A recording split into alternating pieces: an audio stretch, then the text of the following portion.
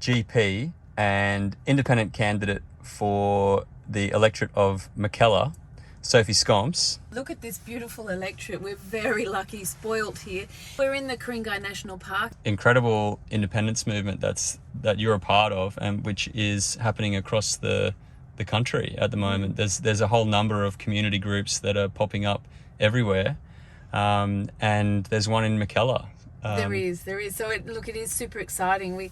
It's a watershed moment in Australian political history, I think. This has never been seen before. This number of community independents, people who want to genuinely represent their electorates, I don't think we've seen this before. I was having a conversation with my 12-year-old son and his friends, sort of saying, this climate change, talking gently about it.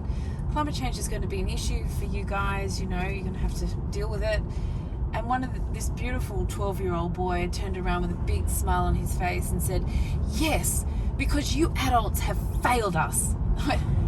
Yes, we have. And it was really around the time that there was school strike for climate change. And, I thought we've left this up to the children to try and secure their own futures. Yeah. What are we doing? We as adults need to step up to the plate here. So I decided as an adult, I needed to stand up and do whatever I could. Joined together with, a number of local people and started up this group. But for quite a long while, I was looking around for somebody else to lead, this action in the community.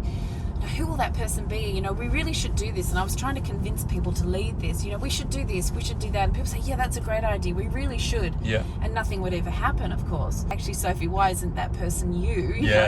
Okay. And so when I changed my language around from we should do this to I'm doing this, everyone was like, yeah, how can we help? We want to get involved. And it just burgeoned from there. It was brilliant. It was a real eye-opener. February 2020, which was right after the Black Summer bushfires, and there was still actually smoke in the air, is our local member did a letterbox drop, and it was a ticker box survey to tick, what issues were important to you. And on this list of around about 20 things, climate change was not on there, which was just so startling and shocking at the end of the bushfires that it wasn't even mentioned. Yeah. With some other women who were similarly motivated, we started up a Voices of Mackellar group. And that was purely to listen to the people in this electorate and find out what issues were important to them and what solutions they'd like to see. And it was based on that Voices model from Kathy McGowan down in Indi, which is so wonderful. So we held kitchen table conversations with around 500 people, and these are sitting down, with a group of 4 to 10 people with a glass of wine or a meal or a cup of tea. And our role, or the role of volunteers, was purely to listen, to propose these questions. What do you love about living in this area?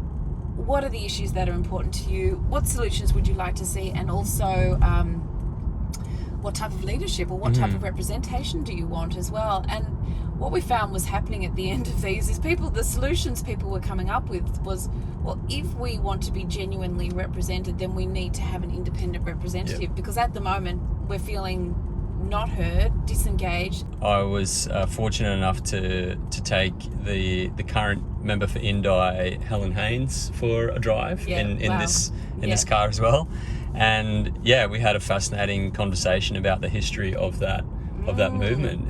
It's quite remarkable what Voices of Indi with Kathy McGowan did, and then Helen Haynes then made history by continuing and winning the following election as well. And now that group is really well established, and it's such a democratic group there. I absolutely love the story about how that all happened. So Kathy McGowan was one of the first community independents, as you know, in that regional Victorian seat. One night she got a phone call from her nieces and nephews who were living in Melbourne. They said, "Kathy, you have to run as an independent." These young people at university. Her nieces and nephews. Yeah. And they said, "Kathy, we need you to run as an independent." And she said, "Oh gosh, no." But what they said to her was, "We want to come back and live there, but there's nothing there for us. There's no transport to get there. There's no jobs there. There's no education, whatever the issues were. We want that to change. We want things to happen, and it's not going to happen because it's been a safe seat for so long and we're not being represented." Yep. And so Kathy said, "Right, got the point. I understand that. We do need to do something about it. I'm not going to be the independent, but we need to act." And so they went and spoke to the representative at the time, who was Sophie Mirabella. Were pretty swiftly dismissed. And that motivated them, right, well, we need to find out what are the issues that are important to this electorate here. You know, every electorate is unique, and you're never going to find out unless you ask them. It's so quintessentially rural, regional, the kitchen table conversation idea. They just sat down at the kitchen table and asked people what is important to you, and that's where you get the ideas, and that's how you know what the people in your community are thinking. It's how democracy should be, isn't it? Oh, that is democracy. I found it so surprising is that we've all been brought up to not talk religion, politics, or money. Yep. You don't talk about them. It's rude, right? And but we should. But we should. When we provided people the opportunity, just going to talk about what are the issues that are important to you, people absolutely loved it and actually found it quite exhilarating that they were finally asked, you know, what was important to them, and people would just thank us. Thank you so much for listening, because we just feel that we haven't been heard. That sense of exhilaration really blew us away. I think I didn't expect it at all, and people really loved it and came out pumped and hyped at the end of it. I mean, I've been following Australian politics for about 20 years. I've never seen anything like what we're seeing now with the voices of independence groups across the country. It is so inspiring and exciting to see. I've been following a number of the independent groups over the last probably 6 months, and a lot of people look at polls for how successful different things are going, but I have a different metric that I work off, and that's t-shirt sales. I've seen 300 t-shirts sold, 400, and I saw one that sold 600 t-shirts. It's just amazing to hear that so many people are signing up and volunteering for these campaigns. Oh, people are super excited. So on my launch day, the weather was horrible. It was really, really windy and it was raining. And I thought, oh my goodness, is anyone going to turn up? Anyway, got there and people were turning up.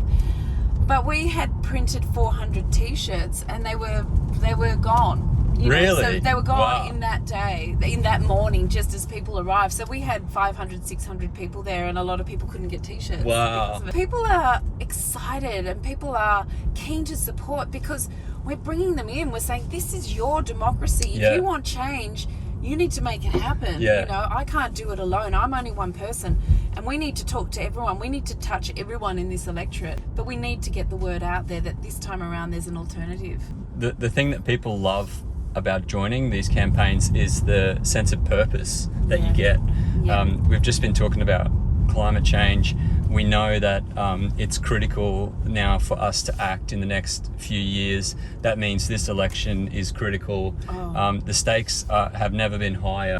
People feel helpless when they sit back and watch things play out, but taking action is the best remedy to despair, really. And that's why these movements are getting so many volunteers, and why all the volunteers look so happy in all of your photos, because they are getting that sense of purpose. I went through that same process myself, from feeling helpless and disempowered, and how can one person make a change or make a difference. Action brings hope, but acting together brings change. I've heard that in Parliament, members of major parties, when they need to vote on something, they'll get a message and they'll just get told how to vote. Right? So they're not even getting across the issues or even engaging with their community on how they should vote at all. No. And so this is where the community independence come on. It's completely different. So independence, you need to research and look at every piece of legislation that comes in front of you and make a decision on it. And you know what Zali and Helen Haynes and Community Independence do is they go back to their communities and say, what's your opinion? How would you want me to vote on this? And they publish their voting records and they publish their speeches, and so people know what's happening. Whereas Zali tells this story when Craig Kelly moved to the crossbench. So he was in the coalition, he was part of the Liberal Party, and when he moved across to the crossbench and there was a vote on a piece of legislation, he looked around at the crossbench people and said, well, who tells you how to vote? What? Well, really? Who tells you how to vote? And they just sort of looked at him and went, what? Wow, that is incredible. Yeah, so it's crazy. And the other thing that Zali says, sorry, you probably should talk to her directly, but she said when she first got into Parliament, she saw, as they were walking in, all these pages being handed out and she was like, well, where's my page? Do I need one? She's no, these are for the parties. They tell them when a vote is on and how to vote. Oh my God. And that's the level of engagement on some things. So, you know, that's the thing. You are dictated to by the party agenda, and your vote is dictated to by the party machine. Like, if you have a party that's trying to represent, over 70 electorates across the country, which are hugely diverse. So the way that our member is actually voting is exactly the same as Barnaby Joyce and George Christensen, who are actually representing other electorates in central Queensland, and they're usually mining electorates. And so it's impossible for a party to represent this diverse cross-section of electorates at the same time. Somebody's going to miss out, and the electorates that miss out are the ones that are safe seats. Yep. And Mackellar has been a safe seat since it was created in 1949. Oh. And then the biggest one was when Scott Morrison said, oh, climate change is never going to be fixed over the dinner tables, the wine bars and the cafes of the inner city suburbs. And that just wiped out a massive population. He just devalued the opinions and the values of hundreds of thousands of people. He just dismissed them. And that is that was done on purpose. Yeah. Back out. But it didn't work. Stop speaking up. Stop speaking up. No, it didn't work, because what happened was people got angry. Yeah, they went to their wine bars and they got angry. Yeah, we went to we had our kitchen table conversations and we talked more. Yeah. But absolutely, democracy is about those conversations. We should be allowed to have those conversations, and they should be valued and they should be encouraged. Absolutely. Which is what we want to do through the kitchen table model and the voices model. Yeah. Yeah, and I think there's also been, I've seen other comments from people like Tim Wilson that have attacked the independence movement, labelling it as Labor and the Greens and all this kind of stuff. But really, whenever they're coming out and attacking them, it's actually they actually feel threatened. Oh yeah, right. And there's also an element of the Streisand effect going on as well. Oh, I don't know. Is it Barbara Streisand? Yeah, it's named after her, I think. Yeah. But the Streisand effect is when you try to suppress something, but by trying to suppress it, you actually make it bigger. Yeah. So by attacking it, they're just drawing more attention to it and strengthening it. We did that the other day when they attacked us the other day. Similar to what you said. We said, well, here, the attacks are coming already. Let's we used it as a fundraiser. Yeah. And we did, within 24 hours we'd raised $5,000 of people just clicking on and donating, because people we want our voices to be heard. A lot of these inner city current sitting members are trying to position themselves as pro-climate, when for the last 8 years they have been voting against strong climate policy, and they have been voting the same way as Barnaby Joyce, who has no interest in moving away from fossil fuels and taking any action on climate change. So I think it's really important to call out these particular members again who are trying to frame themselves as pro-climate but voting in the opposite way. Jason's worried about this election because he knows he's not going to win on his track record, because he's got a voting record. We can all see how he's voted. I had a conversation with Jason after that ticker box survey where there was no climate change on the list of things that were important to people in the Mackellar electorate. Just after the Black Summer bushfire, he was surprised that the only thing anyone wanted to talk about was climate change. And we were still breathing in the smoke from the fires at that time. Yeah, it was, and a lot of people were very upset. I said, oh, Jason, you can see people are quite upset that climate change didn't feature on that list of yours, and we've just had these massive fires, and so if you are truly a moderate, as you say you are, then we need to start hearing your voice on climate change instead of hearing from Craig Kelly and George Christensen and Barnaby Joyce, about all these climate denials. I mean, all they talked about was arsonists and how it was the Greens' fault and how climate change didn't exist.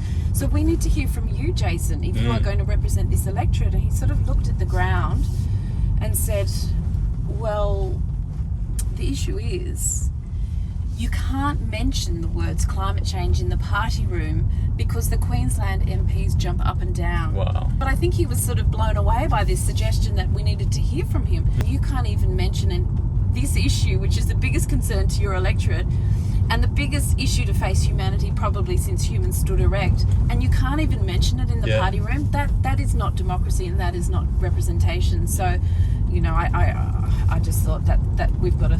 That was the moment. Do something. Yeah, I'm sorry. Yeah, things have got to change.